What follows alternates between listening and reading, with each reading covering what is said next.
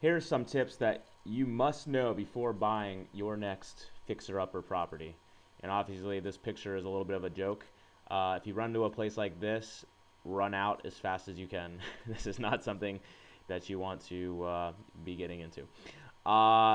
Number one, location, location, location. I know you've heard it before, but this is absolutely key when purchasing a fixer-upper. The last thing you want to do is get something from, say, a tax sale or even auction or whatever, not really knowing anything about the neighborhood, going in and making the changes, making great updates to the property, and the house can sell for less than you put into it.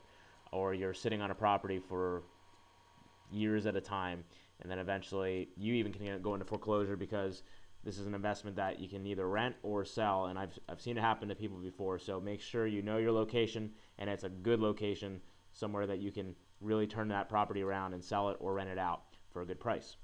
Number two goes along with know your stuff. You need to know the neighborhood. You need to know what you're doing.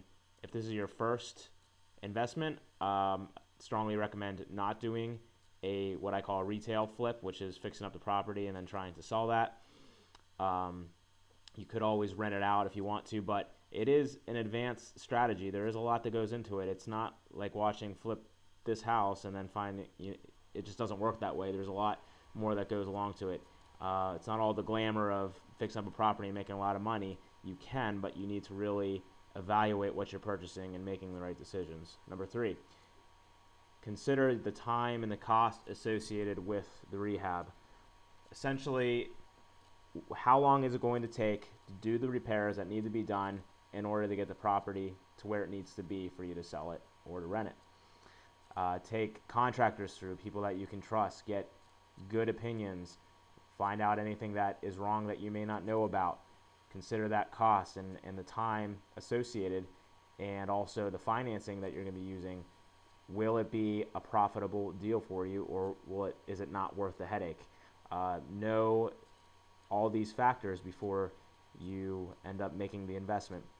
And finally, that goes right along with what are your financing options. You need to make sure that you have good lenders in place and people that are willing to loan to you.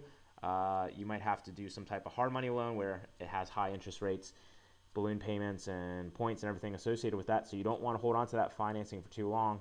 You want to be able to refinance, sell the property, or get out from underneath that.